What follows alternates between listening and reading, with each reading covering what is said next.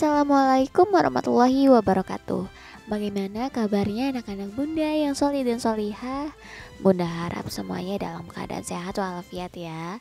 Oke, jangan lupa kita berdoa terlebih dahulu sebelum memulai pembelajaran hari ini. Tetap semangat. Hari ini kita belajar tema 5 pahlawanku, subtema 2 pahlawanku, kebanggaanku, pembelajaran 3 dan 4. Semangat! Indonesia memiliki pahlawan yang sangat membanggakan. Mereka berjuang untuk membantu orang lain.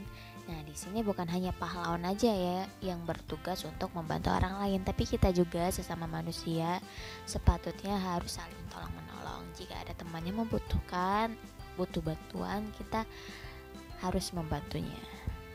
Nah, di sini Bunda akan jabarin apa itu cedera. Cedera dalam dunia olahraga dapat dikategorikan menjadi 3 tingkatan, yaitu cedera ringan atau cedera pertama, cedera sedang atau cedera kedua. Terus ada lagi cedera berat, yaitu cedera ketiga. Dengan mengetahui arti cedera ini berguna untuk kita mengobati atau menolong atau menanggulangi jika terjadi pada teman kita ya. Nah, cedera luka. Luka didefinisikan sebagai suatu ketidaksinambungan dari kulit dan jaringan di bawahnya yang mengakibatkan peredaran yang kemudian dapat mengalami infeksi. Luka dapat dibagi menjadi 2, yaitu luka lecet dan luka lepuh. Luka lecet yaitu cedera goresan pada kulit. Yang pertama, cara membersihkannya adalah yang pertama, bersihkan bagian yang terluka dengan sabun antiseptik ya, bukan sabun mandi kita seperti biasanya. Sabunnya sabun antiseptik. Yang kedua, itu tekan perlahan bagian luka dengan perban atau kain bersih. Yang ketiga, oleskan bagian luka dengan krim antiseptik. Kemudian lepuh. Lepuh adalah cedera gesekan pada kulit. Seluruh tubuh mempunyai kemungkinan besar untuk mengalami luka karena setiap perenang akan melakukan kontak langsung pada saat latihan. Dan bisa juga luka karena peralatan yang dipakai. Nah, cara mengobati luka lepuh adalah yang pertama, dinginkan bagian yang lepuh dengan air bersih. Yang kedua, bersihkan dan keringkan bagian yang lepuh. Yang ketiga, balut longgar dengan perban. Yang keempat, jangan mengompres luka bakar dengan es karena dapat merusak kulit dan memperburuk cedera. Selain membantu orang lain, kerjasama adalah hal baik yang harus kita lakukan dalam kehidupan sehari-hari. Kini saatnya kamu dan temanmu bekerja sama untuk membuat kaca pembesar. Kaca pembesar ini dapat digunakan untuk membantu melihat objek yang sangat kecil. Misalnya untuk membantu pekerjaan tukang jam. Nah, yang di sini Bunda jelasin ya, cara bagaimana membuat kaca pembesar sederhana. Yang pertama, siapkan alat dan bahan. Yang pertama itu ada kantong plastik yang bening atau botol bening. Yang kedua air. Yang ketiga kertas dan tulisan-tulisan kecil. Langkah kerjanya, isi kantong plastik dengan air, ikat kantong plastik. Yang ketiga, letakkan kertas di bawah kantong plastik. Yang keempat, bandingkan tulisan asli dengan tulisan yang terlihat pada plastik.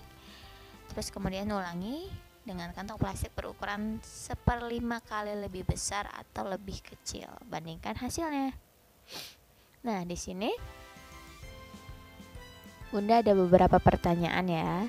Di sini juga Bunda sudah jawab. Jadi kalian di rumah tinggal mencatatnya saja ya dan tinggal memahaminya. Di sini ada apa perbedaan antara tulisan asli dan tulisan yang terlihat dari plastik. Tulisan asli ukurannya sama, sedangkan tulisan yang dilihat dari plastik lebih besar dan lebih jelas. Yang kedua, mengapa perbedaan itu bisa terjadi? Karena salah satu sifat cahaya adalah dibiaskan Apabila cahaya merambat dari zat yang kurang rapat atau udara ke zat yang lebih rapat atau air, cahaya akan dibiaskan mendekat garis normal. Kemudian, apa kesimpulan yang dapat kamu temukan dari percobaan ini? Dari hasil percobaan membuktikan melihat benda kecil dengan menggunakan mikroskop atau liup membuktikan pembiasan cahaya. Nah, kemarin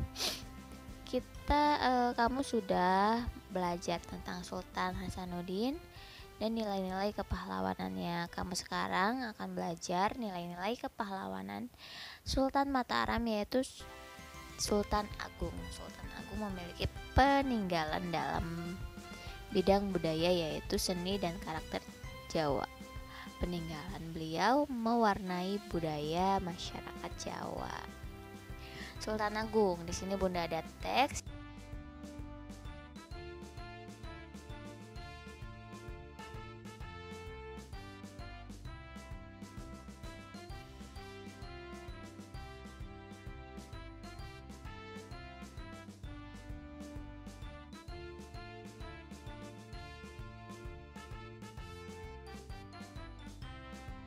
Nah, sudah ya, tadi kalian sudah membacanya. Di sini Bunda ada pertanyaan. Apa yang kamu ketahui tentang Sultan Agung yang tadi ya, yang sudah kalian baca? Sultan Agung adalah salah satu raja terkenal yang hidup di masa Islam. Ia adalah Raja Mataram. Sultan Agung memerintah di tahun 1613 sampai 1645. Apa yang kamu ketahui lebih lanjut tentang Sultan Agung?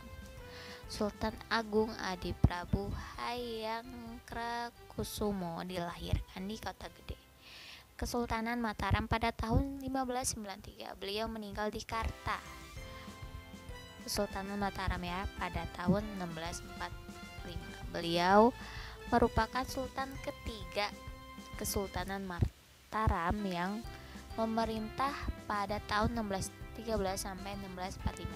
Di bawah kepemimpinannya, Mataram berkembang menjadi kerajaan terbesar di Jawa dan Nusantara pada saat itu.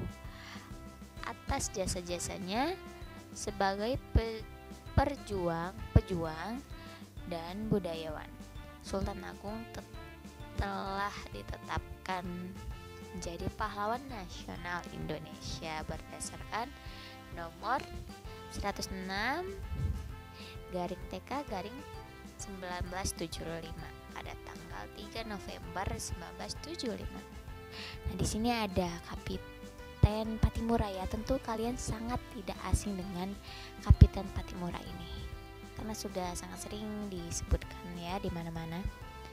Nah, di sini ada teks kelahiran Patimura, tahun berapa beliau berjuang. Di sini kalian bisa baca dan cermati. Jangan lupa dicatat di bukunya ya nak, biar tidak lupa.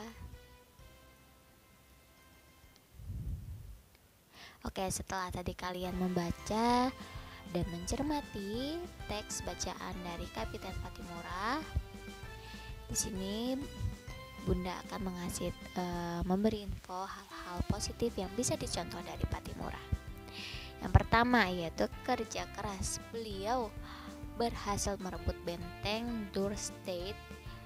Beliau juga berhasil mengkoordinir raja-raja dan patih dalam melaksanakan kegiatan pemerintahan, memimpin rakyat. Yang kedua, Kapiten Patimura adalah sosok yang teguh pada pendiriannya.